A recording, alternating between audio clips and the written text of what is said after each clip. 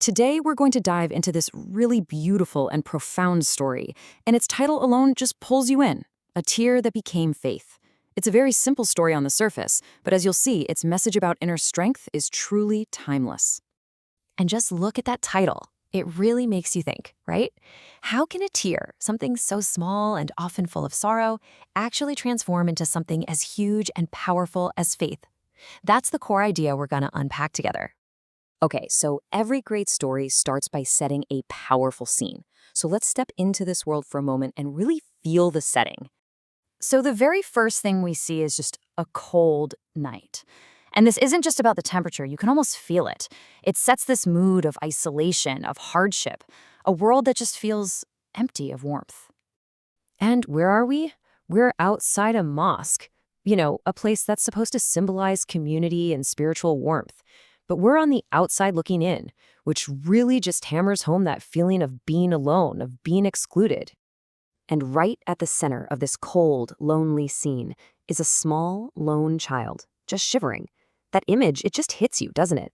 One small, fragile life up against the immense, freezing cold of the world. So we have this really bleak picture, right? But then something changes. A single act of kindness shows up and completely transforms the entire moment. Into this quiet, cold scene, a new person walks in, an elder.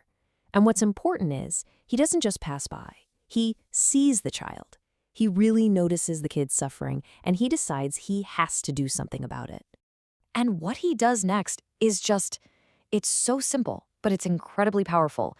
He takes off his own shawl, the very thing keeping him warm, and gives it to the child. I mean, think about that. It's a purely selfless gesture, a moment of pure humanity that just connects the two of them. But this act of kindness, it's not the end of the story. It's actually the beginning of a conversation that gets to the real heart of the matter, to a whole different kind of warmth. So the child, now all wrapped up in the elder's shawl, speaks up. And what are his first words? It's not just thank you, it's concern for the person who just helped him. You will feel cold, he says. It's this incredible moment of pure returned empathy. And the elder's response, this is the big turning point. This is where the whole story pivots.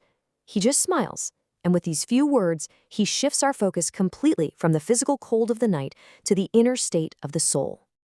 He goes on to explain it, basically saying that when your heart is full of faith, physical things, like this biting cold, they just lose their power over you. There's a much stronger internal force at work. And this, right here, this is the core message of the entire story. The elder reveals that he's kept warm by a totally different kind of heat, the internal warmth of his faith. It's like he has this spiritual fire inside him that's so strong, the physical cold just can't touch him. So, let's bring it all together. What's the main takeaway here? And how does all this connect back to our title, A Tear That Became Faith? Let's unpack this beautiful metaphor. You see, the story is really pushing us to look deeper than the surface.